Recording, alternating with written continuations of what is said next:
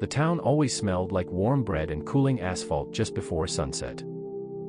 At that hour, windows glowed amber, conversations softened, and people felt a gentle loosening behind the eyes, as if the day were being slowly unbuttoned from their minds. By nightfall, everything that had happened since the previous sunset would be gone. Everyone knew this. No one remembered learning it. Everyone, except Eli. Eli learned early to watch the light. When shadows stretched long and birds dipped low, he would stop whatever he was doing and write. He wrote on paper, on walls, on his own skin if he had to. Names, times, faces.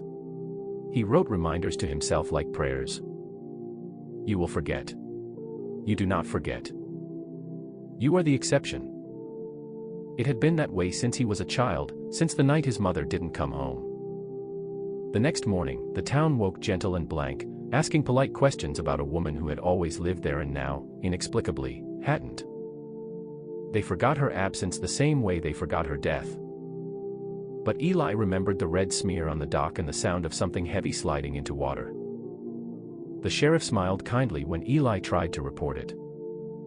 By sunset, the conversation was gone. So Eli grew up inside a loop, carrying grief that reset around him every night.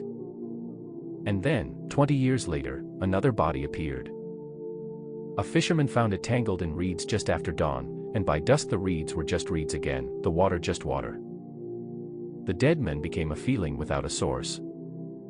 Eli felt the old weight return, heavier now, because this time he knew what forgetting would do. He had one day. He always had one day.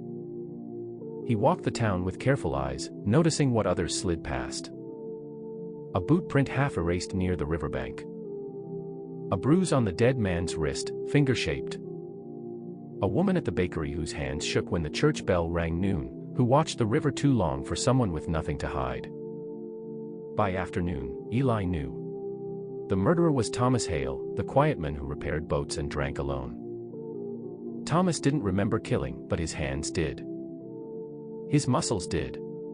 Trauma lived somewhere deeper than memory, and Eli had learned to look there.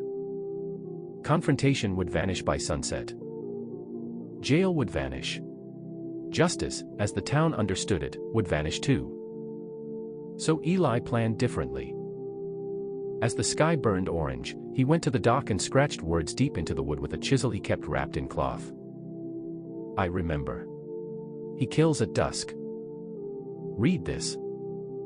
He rang the old warning bell until people gathered, confused and blinking in the lowering light. He spoke fast, voice steady, telling them what would be gone in minutes. Some laughed. Some frowned. Thomas tried to leave. Eli blocked him. When sunset came, it was soft and merciless. Conversations broke apart. Faces smoothed. Someone asked why they were standing by the river. Someone else read the dock. The words held. Scratches didn't forget. Murmurs spread. Fingers pointed. Someone grabbed Thomas as he stared at the dock, horror dawning without context. The sheriff read the words, then the bruises on Thomas's hands, then the fear that didn't belong to the present moment. That night, Thomas was locked away. In the morning, he didn't know why. But the scratches were still there. So were the other marks Eli had left, notes in the church pews, carvings on trees, a pattern of memory the town could stumble into again and again. The killings stopped. Years passed. Eli grew older. Writing became harder on his hands. But every sunset, the town stayed gentle, and every morning, the truth waited in wood and stone. Eli learned something then. Memory didn't have to live